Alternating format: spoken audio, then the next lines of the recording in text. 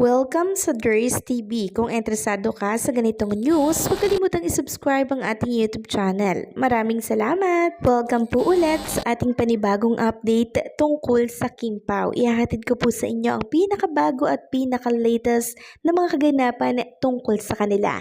Kaya naman kung hindi ka pa subscriber ng ating channel, pindutin nyo na ang notification bell para lagi kayong updated sa mga balitang trending at napapanahon.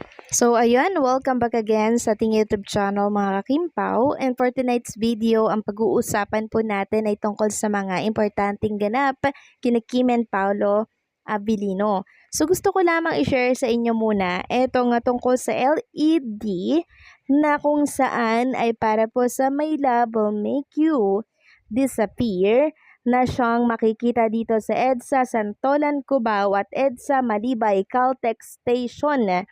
So nakakatuwa lang mga kakimpaw dahil ang Kimpaw Nation at ang Kimpaw Groups po talaga talaga pong nag-e-effort para makapag-promote ng My Love Will Make You Disappear gamit yung pera mula sa sarili nilang bulsa. Sabi nga dito ng Kimpaw Universe official, as promised, Kimpaw Universe, we are taking the promotion to another level. This LED will run for 30 days at the following locations: EDSA Malibay, Caltex Station, EDSA Cubao, Santolan. Grabe, napaka-effort talaga ng mga Kimpaw Nation. Nakakatuwa. Sabi tuloy ng ibang mga Kimpaw fans na nakakita, ibang level talaga ang Kimpaw supporters. Ibang klase talaga ang mga Kimpaw. Wow, believe talaga ako sa mga Kimpaw supporters. Sabi pa ng isa, grabe ang pagmamahal ng Kimpaw Universe. Thank you so much. Gagawin natin blockbuster ang movie ng Kimpaw. Basta sama-sama ang madlang people, we already buy our tickets for the March 26 showing in SM Preview 4 PM na ang nakuha naming slot. Sabi pa ng isa, grabe yung support, ang lala. More blessing to come po. So, eto po yung tinatawag mga kakimpaw na unconditional yung pagmamahal po nilang binibigay for Kim and Paolo Abilino. Samantalang ang Kimpaw Republic naman ay meron pong inilabas na statement. Sabi dito, Kimpaw Republic stand for love, support, and unity. We are here to celebrate Kim and Paolo, nothing more, nothing less. With utmost respect, KPR does not engage in anything political or religious. Our focus is on spreading joy, positivity, and unwavering support for our mains. Let's continue lifting them up with love, with pride, with heart. So sana lahat ng page po ng Kim Pao ay ganito, nagkakaroon ng unity, 'di ba? Sama-sama, may pagkakaisa, sana all. So, ang lahat po ng page ay inaangyayahan ko po na mag-aisa tayo para syempre sumuporta kay Kim and Paolo Abilino, lalong-lalo na po dito sa kanilang pelikula na My Love Will Make You Disappear. Samantalang narito pa ang another statement na inilabas ng isa pang fan. Sabi niya dito, "Fam, I need you all prayers. Pasensya na sa kabaliwan natin sa Kim Pao. Gagawin talaga ang lahat. Kakatawag ko lang sa Hollywood Cinemark Theater dito sa amin.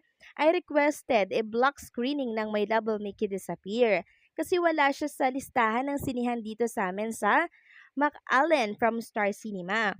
I will be having a meeting mismo sa HR ng Hollywood Theater sa Thursday to ask permission na ipalabas dito sa buong McAllen with A4 Cinemark ang movie nila ni Kim and Paolo. I need prayers na sana ma-approve siya. So, isama naman natin itong kakimpaw natin na supporters din po ni Kim and Paolo na ma-approve etong gusto niyang mangyari na pa-block screening sa kanilang lugar. Diyan ata to sa ibang bansa. So, hopefully, ma-approve yan. No? Ipagpapray natin yan for My Love Will Make You Disappear. Lahat talaga ay gagawin po ng Kim Pao fan para sumuporta kay Kim and Paolo. Samantalang meron tayong nakitang video at napanood. Mga kakimpaw, I'm sure matutuwa na naman kayo dito sa aking pasabog na balita.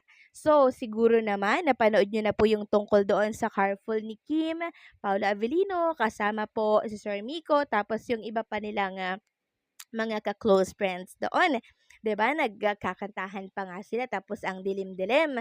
Ngayon meron tayong ibang napansin doon na siyang napansin din po ng ilang Kim Pao fans. Pero yung sa'kin, meron akong isang idadagdag na I'm sure ay sasang-ayon din kayo. Ito po'y ayon sa naliprid lamang ng aking mata, no? So sabi kasi dito ng isang Kim Pao fan page, pakilip-read nyo nga kung tama ba ako. Sinasabi ni Sir Miko, the wife. Tapos smile ang chinita papunta sa hubby yung focus sa video. Tapos pinalo po niya itong si Sir Miko. So meron lamang akong idadagdag dito po sa nakita at napansin ko sa sinabi po ni Sir Miko. 'Di ba sabi niya dito sa post niya, the wife. So, meron pang kadugsong yan. So, parang naliprid ko na the real wife, no? The real wife, yung parang sinabi ni Sir Miko. Ayun lamang ito sa pagkakaliprid ko, ha? Yung real, dinagdag ko lang yung real. Tapos, kung magbabasa kayo sa komento ng mga Kim Pao fan, eto po ang komento nila. Sabi ng isa, oh my goodness, the wife daw, hala. Was there any other event took place earlier with the lawyer? Nako, hindi kaya nagpakasal sila dyan sa LA? Nako, dilulo na naman tayo neto. My goodness. Sabi pa ng isa, the wife sabi. Kaya sa last pagkarinig ni Pao, ngumiti. Sabi pa ng isa, yes, he said the wife. Sabi pa ng isa, the wife. So ayan no, lahat hula po nila, the wife daw ang narinig nila. Pero ako, ang rinig ko po ay the real wife. So, sinundan ko yung buka ng bibig ni Sir Miko and meron dong real wife.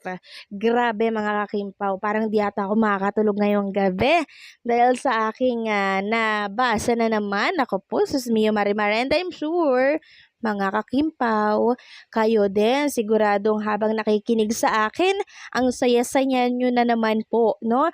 Pero okay lang yan. At least, 'di ba? Yung ating pag-idolize, yung ating kilig ay may pupuntahan.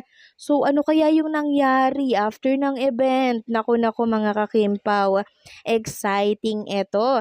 The real wife na pala ha, ni Paolo Abilino. Nako, Sir Miko ha, niliprid lang po nila yan. Ako dinagdagan ko lang po ng real para intense kasi nagbase lang ako sa buka ng iyong bibig.